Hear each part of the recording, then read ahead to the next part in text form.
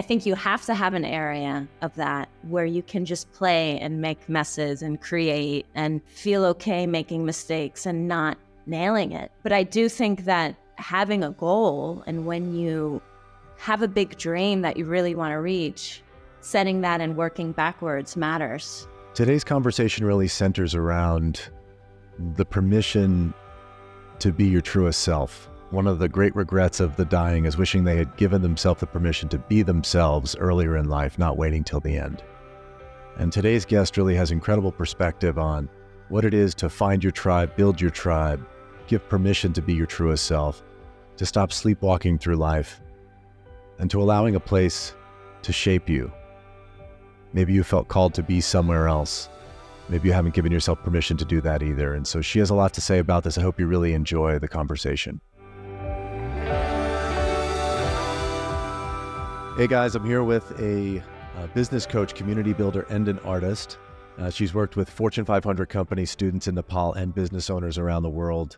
She's also the co-founder of Learning House, a community learning center in Nepal. And with training in psychology and a deep understanding of communities, her work emphasizes research-based strategy and thoughtful communication. Please welcome Michelle Welsch to the show. Thank you. Thank you. Thanks for being here. Awesome. I'm glad we made the time work out. Yeah. We figured out the time zones. Yeah. Yeah, I'm assuming there's no time changes in Nepal. Is that right? They don't do like daylight savings time and all that stuff? No, you're suffering through the hour difference, and it's same for here. I want to say not on topic, but that's so antiquated. I think Nepal has it right. Actually, everybody else basically has it right. So hopefully we'll catch on. Yeah.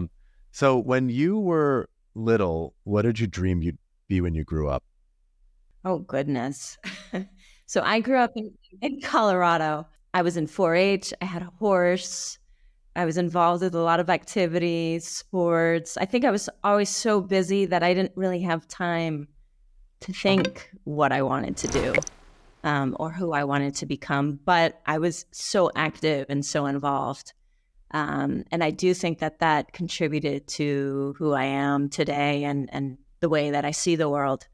I had a lot of experiences very early on, and I think that created a platform for me to ask questions and be curious. I'm always interested about this idea of people that were just like, there's things in front of me that must be dealt with, right? Like whatever that is, I'm so busy doing, I don't really have time to start planning for the future. Yet you talk about strategy, right? You talk about doing strategy. So I'm curious, like, how do you equate that? Like, I'm in the moment, I'm in the present, I'm enjoying what I'm doing versus the strategic thinking aspect that's come into your life? So the strategy actually came from my master's degree. So I did my master's in social work at Columbia with a clinical focus. And the big thing that they emphasize is you can't practice, you can't be a clinician without doing something that's evidence-based or has a research backing to it. And when I started to work in marketing and branding and businesses, I took that same approach of you can't just do something because you think it could work. What are those proof points that you can take to say that, hey, we tried this before with this audience, or we tried this before with this similar business and it worked, or it got these results. And that's how you can work more effectively, not just kind of throwing a dart and hoping, I think this could work, but can you increase your odds of success by doing something intentionally and really thinking carefully about the bigger picture before you take smaller actions? How do you balance that? Like, throwing darts is fun. I mean, that's been my life experience. I think like it's cool to do strategy and measure it all out and go like, I've got the plan and I want to execute, but I also love playing the game of throwing the dart, see what happens. Do you still allow space for that in your life? 1,000%. If you see the wall behind me, I think you have to have an area of that where you can just play and make messes and create and feel okay making mistakes and not nailing it. But I do think that having a goal, and when you have a big dream that you really want to reach, setting that and working backwards matters. So if you really have something, say you want to run a marathon next year, and you just kind of throw a dart and sign up for, I don't know, whatever a marathon is in your city, and wake up, the next day and say, I'm going to go. It's not going to work. But if you set the plan and you create, okay, this week I'm going to run a mile, next week it's going to be this, then you're going to have a higher chance of succeeding in that goal than just kind of winging it. So I do think that there's a balance. I think having that energy and that instant feedback of trying something and does it work, what happens, that's important because that builds passion and excitement and curiosity. But if you're playing the long-term game, in terms of endurance and perseverance and staying optimistic, it is important to have some sort of plan or some sort of framework that you can play around in. So how do you know when you've gone too far in strategic thinking versus when you've gone too far into just dart throwing randomness? Like what are the signals? How does your life show up differently when you've hit that limit? I think you lose that spark. I think there's a moment where it doesn't feel fun anymore and you lose that passion or you lose that curiosity. Is my big compass in life, is when you're asking questions and when you're actually seeing the world around you and seeing the textures and the colors and the interactions between people. That's when you know you're in a good place. But I think when things start to get muted or dull or too routine and you're not seeing results and you're not feeling positive about the work that you're doing, I think that's a pretty big red flag to take a step back and see, wait a minute, am I on the right track? Is this just automatic? And is it working? Well, kind of building on that again, of all the things that we've talked about on our pre-call, I'm still so affected by the way you uprooted and just moved yourself to Nepal. And for me, it sounds like a dart throwing. I wonder how much strategy was in that. But I'd love to if you could just kind of tell us more about how did you get from the US to Nepal? How did that happen? And what was the plan associated with it? Yeah, so this is interesting because this has now been over a decade since I first left New York and I came here. And thank you for giving me this platform to tell my story, because it is something that I think a lot of people know. Yeah, Michelle in Nepal started this school, but they don't necessarily know kind of all the inner workings and the decisions and the flexion points. And it's never a straight line. And I think we would like to think that it would be so easy as to make a decision and throw the dart and move across the world or start something new. In my case, it was just that, being curious, asking questions, reassessing, analyzing, taking a step back, taking a step forward, sidestepping. There was no direct path. I think when I first left New York, I was really looking for something beyond me. I mean, I was in my late 20s. I had finished my master's at Columbia. I did a major career transition from social work into branding and advertising. And I wanted to feel like I was contributing to the world in some way. And so when I set out to Nepal, the plan was to do Everest Base Camp, and I found some volunteer program online to teach English for a few weeks at a monastery. And one thing led to the next. And I think the difference is, had I had a fixed plan and a goal of this is what I'm doing with my life, and I'm going to go back to this job and I'm going to do branding and advertising in New York, and I'm going to become an excellent copywriter, and these are the businesses that I'm going to work with. If I was so focused on that, I wouldn't have stayed in Nepal. I mean, it just wouldn't have been possible. It wouldn't have been in my periphery of thinking of I would have the return ticket. I go back to my flat, on the Upper West Side, whatever. But because I was open and curious of, wow, this is a world unlike anything that I'd ever experienced before. And these people, there's this culture and there are these foods and there are these beliefs. I was so curious. I really felt like a researcher. And so over time, I just kept asking questions, and I wanted to learn more about the culture, and I wanted to learn more about the people. Why do you believe like this? Why do you see the world like this? How come you got educated and you aren't? How come you speak English and you don't? Just kept asking questions, and the questions kept leading to the next thing. And so there wasn't like a clear-cut decision of I'm staying. It was, how can I help? And there was a point where I remember thinking, if I don't do this, who is going to? I really had a thought. I don't know if you just heard that firework, but sorry. Yes. Um, Nothing to be ashamed of or worried about. This is a holiday season right now. So it sounds like 4th of July, but it's called Tihar, and we have fireworks exploding outside. No, but I Beautiful. remember thinking, if I don't do this, who will? And that was my guiding principle for a long time, but that wasn't always it. That was just in that moment. And so I think when you're considering big changes, it's important to have a very clear understanding of your values and the kind of impact that you want to have on the world, but also to have some sort of flexibility because we're people and we change.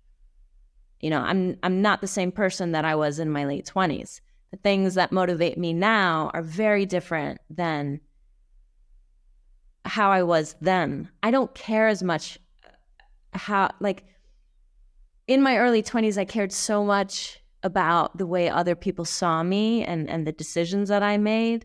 And now it's like my decisions are so far off the plot of what like a normal person does that I don't care anymore. And it's totally changed the way that I operate. And it's very freeing, actually. Another one. Oh, there's those explosions. Love it. I love that there's celebration going on outside. That's fantastic. Yeah, I really still like, maybe it's just because I don't have the courage to do it. I've thought so much about like, could I leave New York? Could I actually, again, I grew up in New York. I've always lived in New York. I've never been anywhere else really. I mean, I've traveled all over the place as a pilot, but I've never really anchored anywhere else. Was there fear? Was there any resistance? Did it take you some time to just say, I'm going to Nepal in the first place? Or were you just ready? Were you just ready to say like, I'm done here. I'm ready to go somewhere else? It's interesting because I think I've always felt a little bit like a black sheep. My father was an immigrant. I grew up in a community where it was predominantly white. I remember kids giving me grief because my dad spoke in a very different way. I think I always kind of identified with kind of the out group more than the in group. And in Nepal, it was so clear that I was not part of the in group that it kind of felt like home. It kind of felt comforting in some way of, yeah, I am labeled as the foreigner. And it's so obvious that I'm the foreigner because I am, at the time when I came here, my hair was very long red hair, and a white woman walking around in an area where it was noticeable. I would say that I've had thoughts the reverse, and maybe this is always grass is greener on the other side kind of predicament, but I have thought, what would it be like to have been in one place for an extended period of time because your roots sink. I mean, you grow deep relationships with people and you understand people and they know you and they know your history and your background. And they've seen all the different evolutions of you. I haven't totally have had that. I've had that in different ways, and I've had very close friendships that have carried me through the different stages of my life and through the different places of where I've lived. But I do think that there's different advantages to these ways of living. When you stay in a place, the community that you build and the networks that you can establish there, they're strong and they're informed and you understand how things work and you can create things in a different way that an outsider, somebody who's not from that area, who tries to come into your community and build something, they don't get those subtle nuances that you know. And so when you are the person that's going to different places, you do have to adjust and adapt. And sometimes progress is slower because you have to account for that gap in those distances and understand that your worldview could be very different from those people who have been living there their whole lives. So I do think that, there's, on one hand, it sounds exotic and exciting and adventurous and courageous, but I do think that there's something equally valid about contributing to the community that you're from and looking for ways to give back to the place that you've built roots in and that you're established. So I think, it's like apples and oranges, really. I don't know if that answers your How much of it?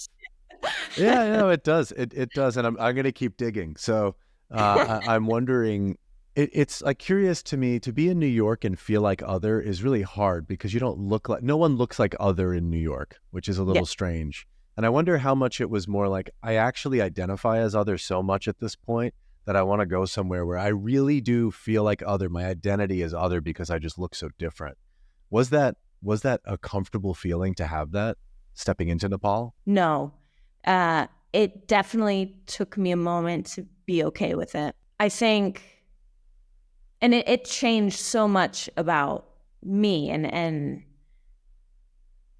not the core, but how you dress and how you walk and how you hold yourself and the things that you post online and the company that you keep. All of these decisions suddenly seemed magnified because I was very aware of, this kind of presence that I had without even doing anything, just by existing. I've recognized that so much of being a woman, being in a leadership position, just me existing has challenged a lot of cultural norms in the community that I built, the school. And thankfully, it wasn't just me. I've had an incredible team. My co-founder is brilliant and kind and educated.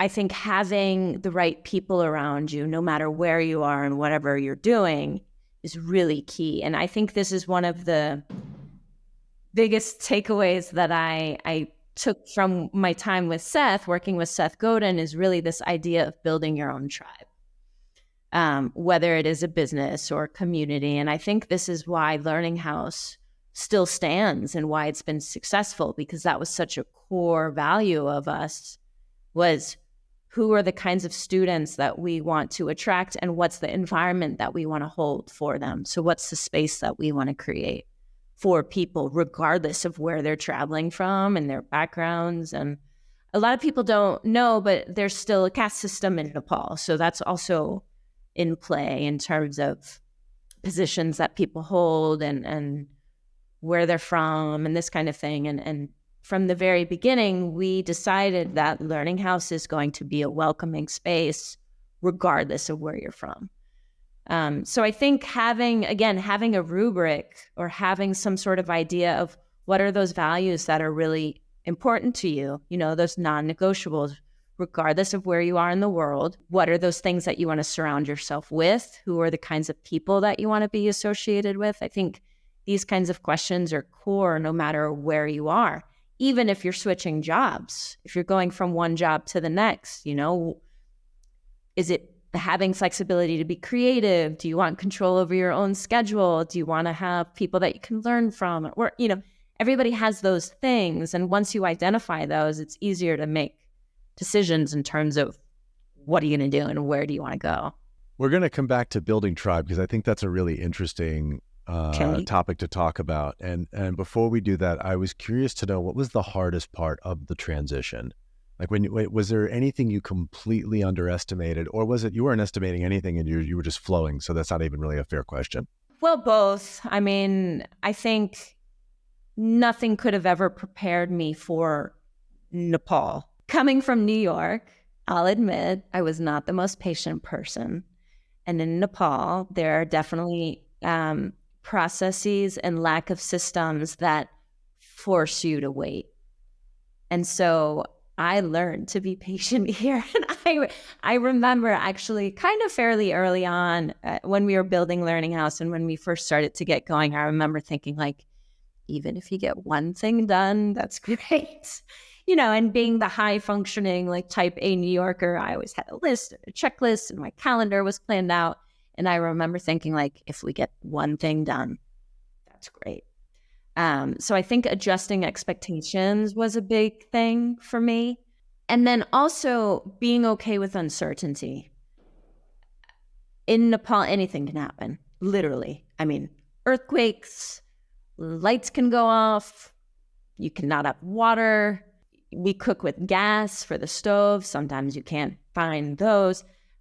We've gone through everything here. And I think coming from Colorado, New York, is something when I go back to visit, it's like you can drive around and kind of be half asleep because there's a stoplight and there's crosswalks, and you go to the supermarket and you don't even have to talk to anybody. You can just, beep yourself out, check yourself out and leave. It's almost like you can sleepwalk through life. And in Nepal, like even crossing the road is an endeavor. There's motorbikes and chickens and cars, and there's no lines and there's no crosswalk. You really have to be present and aware. And I think that was a big adjustment too, of like, you can't check out. You can't disassociate here. Like, you got to be present and here. And there is no forward thinking in the way where you're distracting yourself. You really have to be in the moment and what are the obstacles right now and what are the problems right now and how do we solve them? So I think that was also a big adjustment. Yeah, I'm processing that. That's a big thing. It's to hear that it sounds like you can feel more alive there. Like good or bad, right? You can just feel the experience of being a human more in a place that will not allow you just to sleepwalk through the day. And I do think New York has done a really good job of numbing people out in a way. It's just, it is, people say it's such a hard city. I'm like, it's actually not that hard. You have everything you could possibly want really close by. I thought it was hard before I left. Like a button on a phone. Yeah. No, but honestly, I think that's the secret to life. If you can force yourself to stay awake and stay open and observe. A lot of my friends who have left here, that's the first thing that they say is it's so boring, it's so predictable. And I always say, like, notice something. What's the thing that you can notice? Like, you got to surprise yourself. Figure out how can you surprise yourself today, whether that's going home from work in a new way, finding a new restaurant, whatever you got to do, find something that's a little bit different. Otherwise, you fall into a routine. You fall into a routine so easily. Yeah. When you said boredom, I think that's the big one. That's kind of been the indicator for me. Most of my life was moving fast enough that I could never be bored, only to find out that was really more of an indicator if I couldn't be with myself, right? I couldn't be with my own thoughts. It's like if I actually had to hear what was going on in my head, it was the worst soundtrack I could imagine. It's like, oh, not this again. So I do think it's a lot of like self-medication with activity and things going on. And this, like, I feel like I'm in the center of it all. And then to kind of unplug and disconnect and go to a place where you're right, you have to like sit in impatience. It's like, oh man, what's the worst thing that happens if I just have to sit around for a little bit? I got to breathe and relax and do all the things that I've never afforded myself in the past. So it's interesting, as you say it, like I actually feel the cringe of like, oh my God, it would be so hard for me to be in a place where I have to have that kind of spaciousness and kind of always be in that presence. Yet it sounds like it's closer to what true fulfillment really might feel like. I don't know about true fulfillment. I mean, I think we're all searching, and it's a process. It's a practice. I do think for me, art has helped with that a lot. Really forcing to see colors and textures and patterns and lines and being present with a piece long enough to see that. A lot of my work, what I'll do is I'll do plein air sketches. So I'll bring a sketchbook, I'll wander around, I'll find a scene, I'll draw it, and then I'll come back home and paint. And I think learning to see is one of the best things that you can do. And that looks different for different people. Some people want to write, other people want to build things. We just recently had a maker contest at Learning House, and the winner had made a scarf. But even the attention, to knit and sit there and look at the patterns and look at, the process that you're doing. I think anything that requires your attention, and in a world where we're so attention starved because we're getting alerts on our phones, and I really think it's important to reclaim that, however you can do it, wherever you are in the world. Yeah, as a creative, I agree with that very much. It's to really slow down and pay attention to the process and feel. I really do like to feel like I've made something. I wasn't just a participant. I wasn't just a consumer. I actually want to be a creator always, to know I'm contributing something to it. But I do want to back up to, you said, I don't know about true fulfillment. I'm actually curious to know more about what is your concept of fulfillment being there, and how do you feel like, as you've connected with this community of people and this different culture, How does fulfillment show up in Nepal versus New York City? So fulfillment has changed for me. If you had asked me a few years ago, I would have said, it's the impact that I made. Fulfillment for me is knowing that I've made a dent, somehow in the universe. Since COVID, I guess, I've really started to realize that actually fulfillment can be your truest expression of you, however that looks. And it's not necessarily about what you create or what you build or what you make or give, but it's just about, can you be your most truest self?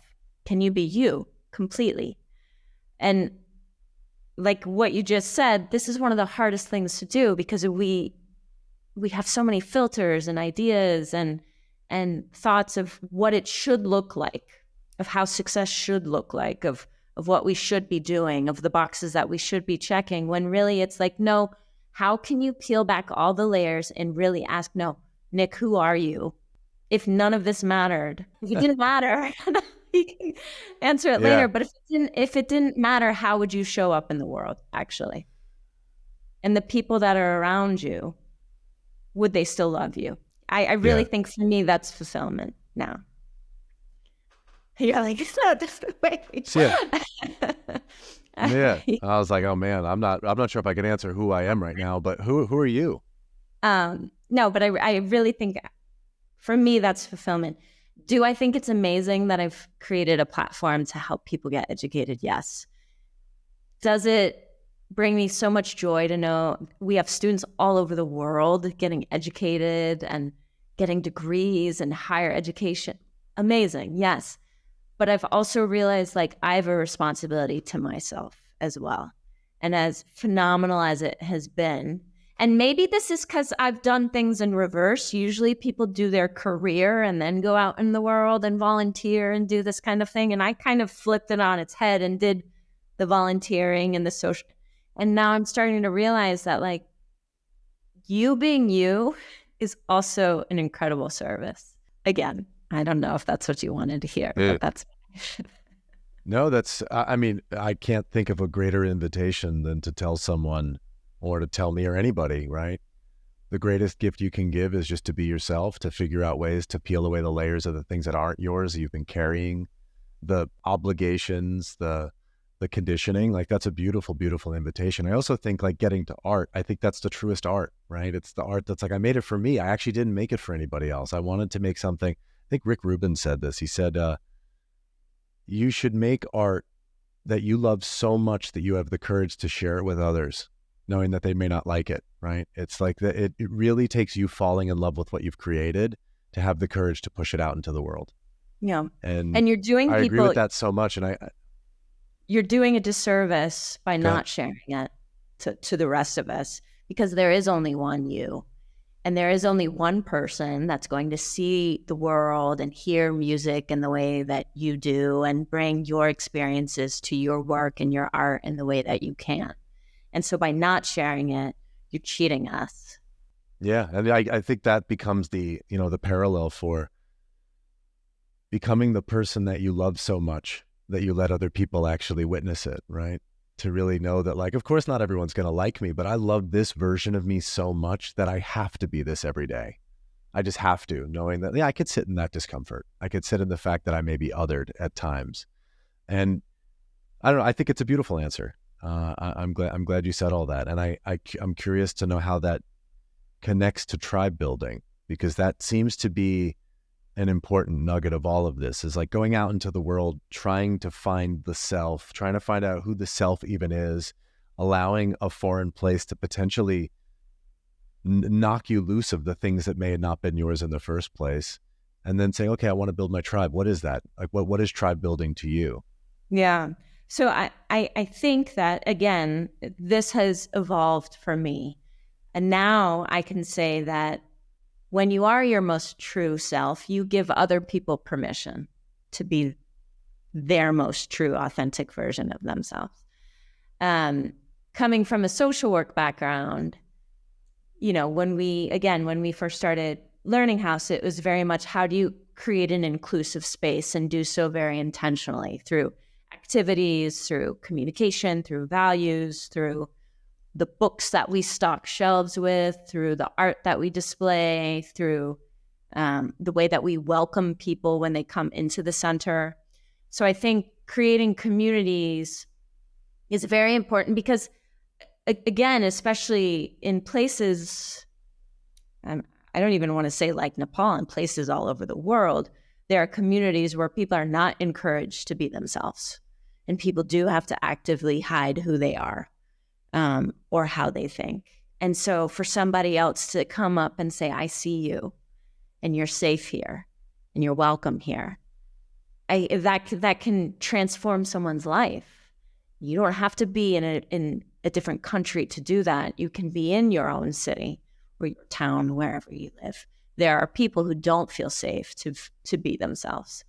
And so I think, again, by listening, by asking questions, by being curious, by living in a way that people feel comfortable being themselves around you, I think all of these things contribute.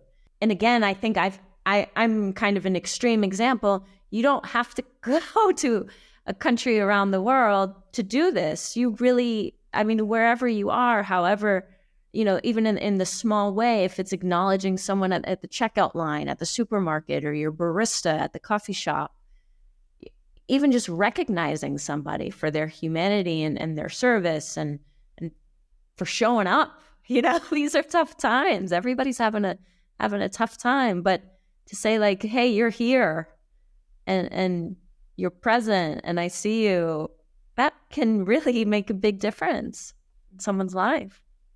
You don't know, right? You never know. You just don't know. Well, I'll tell you, I'm not that far off from hopefully starting a family with my fiance, and I think a lot about tribe building as, it's I think when people hear that, it's like, oh yeah, building a company, building a community, being part of a church group or something like that. But I really think about tribe building as it relates also to, many people try this in the aspect of family. Like, how do I create intentional values and structure to give permission to the people I create, right? And there's something to that. I'm really curious to know more about. What advice do you have for people that are like, I'm at a place in my life where I'm ready to intentionally create that community around me, that tribe around me, and I don't know how to do it. I don't necessarily have the confidence to do it. What would you say to that person? I would say first get a journal and start writing, and write about the communities that you feel good in, or you've seen and you respect or you admire in some way. And get curious. What made you feel good in that moment? What made you feel welcome? What sparked your interest? Why did you even find out about this group? What drew you there? How did you connect? Who reached out to you? When you left, how did you feel? And really think about the impact that you want to have. And for you, it's what kind of family do you want to have? What are those values that are important? Is it adventure? Is it honesty? Is it spontaneity? Is it passion? Is it art? Is it creating? Is it freedom of thought? All of these things of what's the ideal. And then once you have that on paper, then you can start creating the plan and getting intentional and getting more strategic about, okay, what are these steps that we need to take? If I'm saying that I want to have a community that really encourages truthful, authentic conversation, what are some of the things that I need to put in place for that to happen? Are there safe words? Are there weekly check-ins? Are there communication workshops that teach people how to recognize and express feelings? You have the goal in mind, and then you can kind of set the strategic action, and you can just start checking that off. But I think without the awareness and without the idea, it's like setting off on, we're going to go climb a mountain, but we're not really sure which mountain or where it is. You got to be able to pinpoint and saying, no, we're going to do that one. But I really think that writing and learning to observe and notice is essential for any entrepreneur, business owner, creative, because once you start identifying, then you can make changes. And this is with your own behavior, with businesses, with other people, But without that awareness, you can't do any sort of action. So, once you start thinking like, I remember I was part of this community, Creative Mornings, perfect example, right? I think it started in New York, regular workshops, settings. People would go coffee, breakfast. People are welcoming. There's name tags. It feels easy to approach people, figuring out what were those dynamics of how did I find out about the events? How did I connect with people after? How easy was it to figure out when the next meeting was? All of these little details, those are just tactics. Those are strategies. But once you have the umbrella idea of what it is you want to create, I think it's like creating a plan. It's like creating your own trip itinerary. We're going to Greece for 5 days. This is what we want to see. This is how we're doing it. Same thing. Yeah, no, I'm inspired by what you shared, because as you were speaking, I now think I have the central tenet for what I would want my family, my tribe to be. And during the pandemic, I did a music project where I came up with a meaning of a song, and I wrote a demo aspect of it, and I shared it with other musicians all over the world, because I knew they didn't have any money and there was no income coming in for a lot of performing musicians. So I would say, listen to the track and do whatever you want over the track. I won't edit it. I'm going to tell you what it means, and I'm going to show you the bass, but you add what you want to add to it. And it actually came out. I could have never imagined what people had done. It was so much better than I could have ever fathomed. And when you said this idea of like, to really give permission for people to be their truest self, like that's the glue for the tribe I want to build. To have a space, to have a home where people come in, and it's like the best gift you could give our home is that you are just being yourself in our space. So thank you for helping me clarify that, because that really is it. That for me, that's my favorite art, when you go like, wow, that is so you. It is just so you. And we don't need it to be me, because I've got that I've already got that handled. So thank you for that. You inspired that in this conversation. Amazing. I like this idea of the song, because that's, it's, if you get a bunch of creatives in a room and you tell them to wild out, you don't know what could happen. But if you have some sort of silo or a creative brief that allows creative energy to kind of be filtered and channeled in a way, like your song, I think that's when really great stuff can happen. And so essentially that's what values are. It's that silo, it's that creative brief of, in our family, we're going to communicate authentically and truly. And how you do that is up to you, but this is the pillar. These are the boundaries.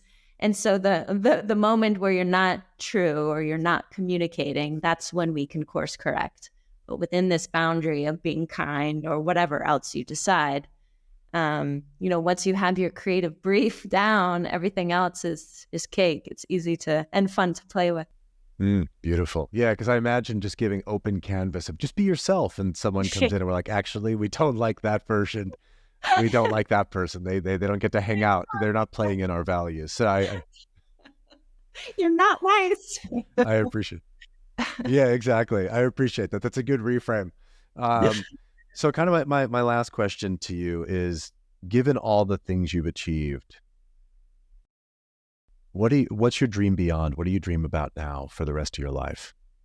Oh no, I'm not done.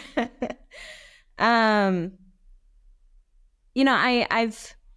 been thinking like, what's the magnum opus? What's the big creation? And I do think that, I have a manuscript in the works. So I'm writing, and I've been thinking a lot. I took some time off this year to kind of just reassess and reevaluate and think, how can I continue to create and give?